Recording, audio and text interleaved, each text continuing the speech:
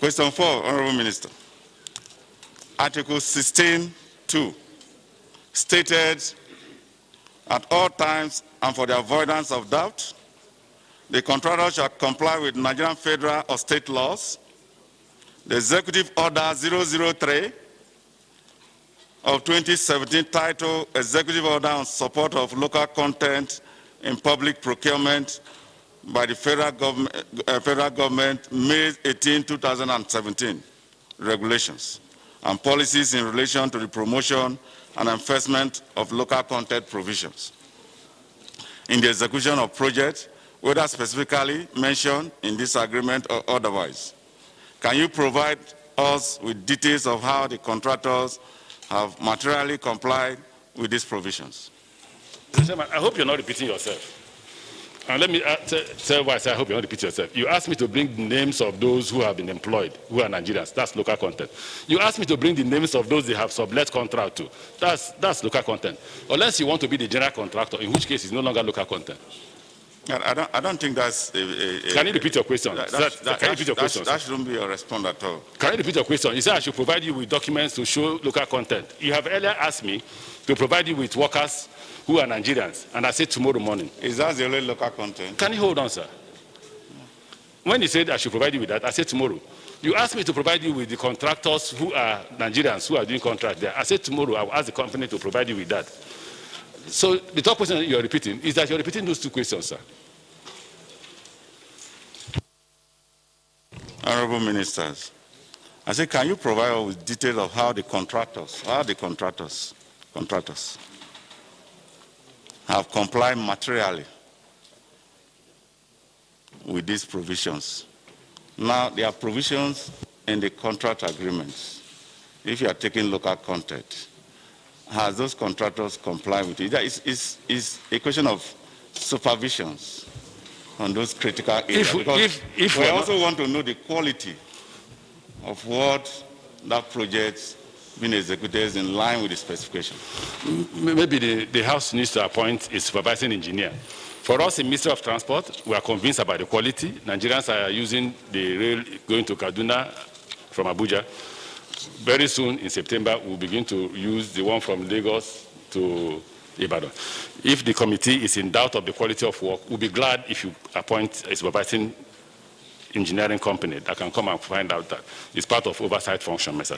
Chairman. It's okay for shielding the responsibility of the executive to the legislators.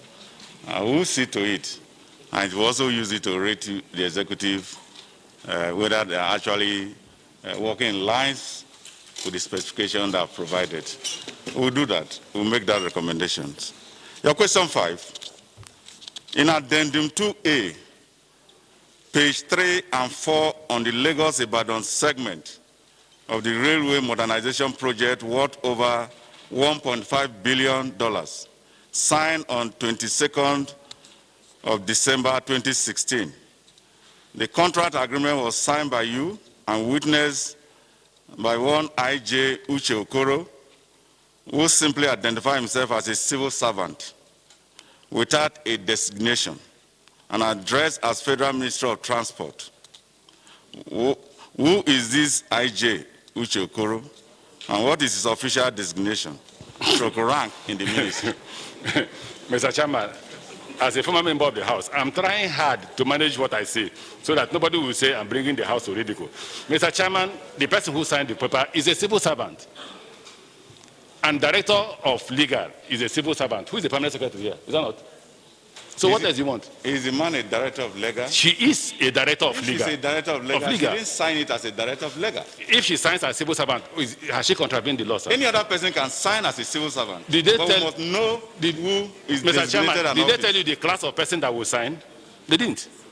They didn't say the witness must be a director or the witness must be a governor. So you will not take a messenger to sign your document? Well, it's the law. It's the law you pass. Which law can you The provide? one you pass. So no, there's no law that said it must be.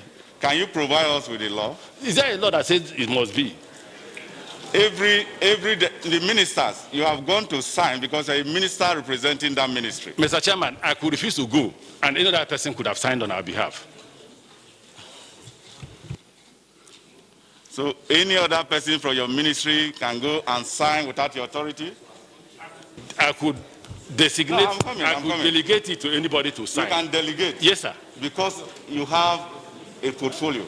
So you cannot delegate. Yes, now, sir. who did you delegate this position?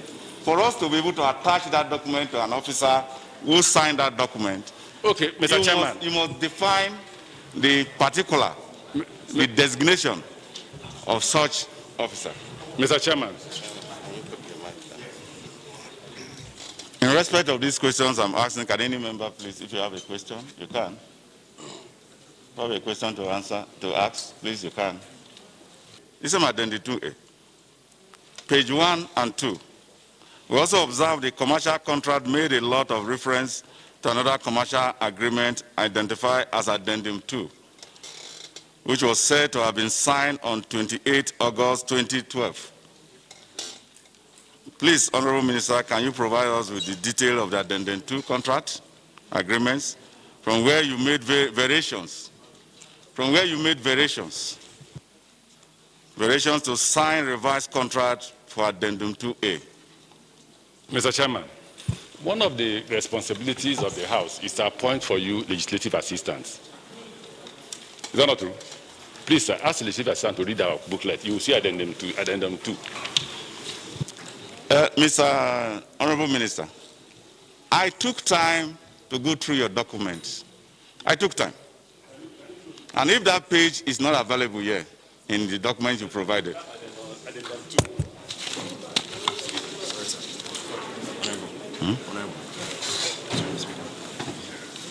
Sorry, what's going on?